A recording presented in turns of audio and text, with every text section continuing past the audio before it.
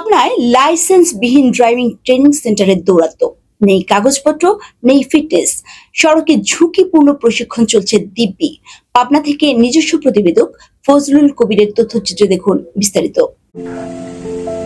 পাবনার বিভিন্ন এলাকায় নামে বেনামে গড়ে উঠেছে অসংখ্য লাইসেন্সবিহীন ড্রাইভিং ট্রেনিং সেন্টার। এসব সেন্টারে যেসব গাড়ি ব্যবহার করা হচ্ছে সেগুলোর নেই কোনো বৈধ কাগজপত্র, নেই ফিটনেস সনদ। আপনারা কোন প্রশিক্ষণ থেকে ড্রাইভিং করাচ্ছেন, শেখাচ্ছেন? এটা আমরা এমনি পার্সোনাল ভাবে। অধিকাংশ গাড়ি রয়েছে জরাজীর্ণ ও অযোগ্য অবস্থায়।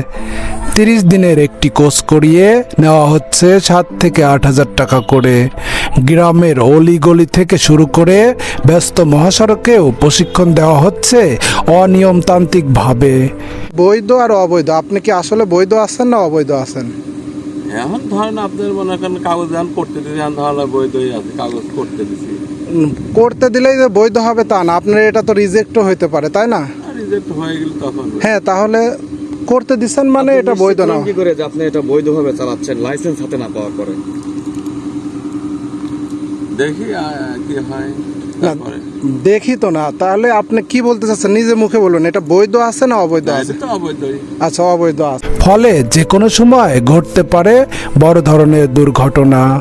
এসব প্রশিক্ষণ কেন্দ্রে কোনো দক্ষ ও অনুমোদিত প্রশিক্ষক না থাকায় প্রশিক্ষণ নিচ্ছেন অদক্ষ চালকগণ, যা জনসাধারণের পাশাপাশি স্কুল কলেজের শিক্ষার্থীদের মাঝেও ভয় ও উদ্বেগ সৃষ্টি করেছে। Bangladesh road transport authority BRT এর তথ্য অনুযায়ী পাবনা মাত্র 2টি অনুমোদিত ড্রাইভিং প্রশিক্ষণ কেন্দ্র রয়েছে, ইসামতি এবং অগ্রণী। ইসামতি ড্রাইভিং ট্রেনিং সেন্টারের মালিক সুমন ইসলাম বলেন, আসসালামু আলাইকুম। আমি ইসামতি ড্রাইভিং ট্রেনিং স্কুলের পরিচালক এবং প্রশিক্ষক। আমার এই ইসামতি ড্রাইভিং ট্রেনিং স্কুলটি 10 সালে রেজিস্ট্রেশন হয়। দীর্ঘ 15টি বছর সুনামের সঙ্গে এই প্রতিষ্ঠানটি পরিচালনা করে আসছি। অবৈধ ট্রেনিং স্কুল যেগুলো আছে, আমার সরকারের প্রতি অকল আবেদন থাকবে যে তারা যেন এইভাবে অবৈধভাবে যেন আর ট্রেনিং স্কুল না চালাইতে পারে। তারা বৈধ হইতে যা যা প্রয়োজন সেটা যেন সেভাবে পদক্ষেপ নেয়। এবং অবৈধ ট্রেনিং স্কুল যারা পরিচালনা করছেন তাদের কাছে আমার একটা আবেদন থাকবে, তোমরা সবাই বৈধতার সঙ্গে ড্রাইভিং স্কুল পরিচালনা করো, তাহলে আমাদের ছাত্ররা সুন্দরভাবে প্রশিক্ষণ নিতে পারবে এবং আমাদের সড়ক দুর্ঘটনায় আমরা একটা বড় হাতিয়ার হিসাবে পরিচিত হব এবং বাংলাদেশের সড়ক দুর্ঘটনা অনেক অংশে কমে যাবে।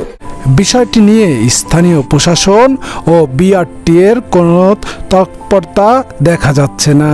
সাধারণ মানুষের প্রশ্ন তুলছে, কার স্বার্থে এই ঝুঁকিপূর্ণ ট্রেনিং সেন্টারগুলো দিনের পর দিন চলতে পারছে প্রশাসনের নাকের ডগায়।